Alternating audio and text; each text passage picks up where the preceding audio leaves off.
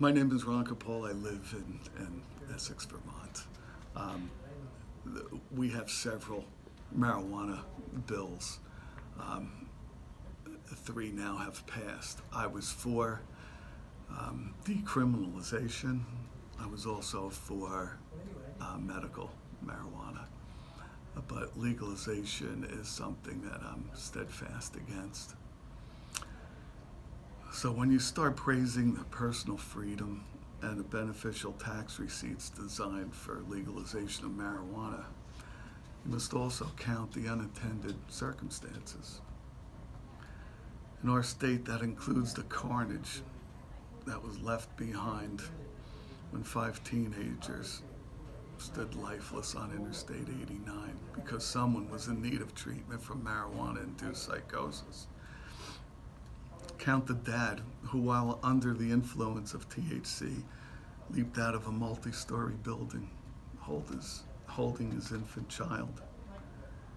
Count our sons and daughters who were well on their way to contribute greatly to society before marijuana triggered their mental psychosis. They were pre-med students. They were valedictorians. A few wanted to serve their country via the military. A few wanted to serve.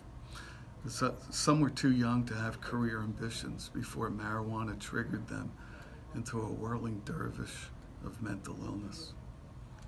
All too many could not cope with their triggered mental illness and willfully committed suicide, while others succumbed to overdoses. Family members have spent life savings in hope of curing onset marijuana-induced schizophrenia, spending thousands on court fees, attorneys, and private investigators to locate our missing young adults. We've set our retirement dreams to the wind. These are all real stories not ever seen on national television. Unfortunately, they are stories within my own small local NAMI group in Burlington, Vermont. These are not people who had bad genes.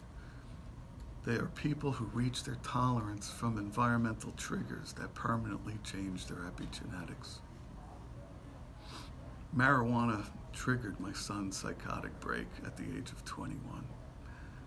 And like an electrical circuit that tripped, it won't reset because these epigenetic changes have taken place in the DNA, and they're prone to replicate themselves.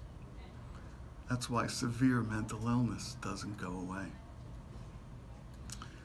I say with all due respect, some in the legislature think that the greater good is served by funding health care through the tax revenues from marijuana legalization.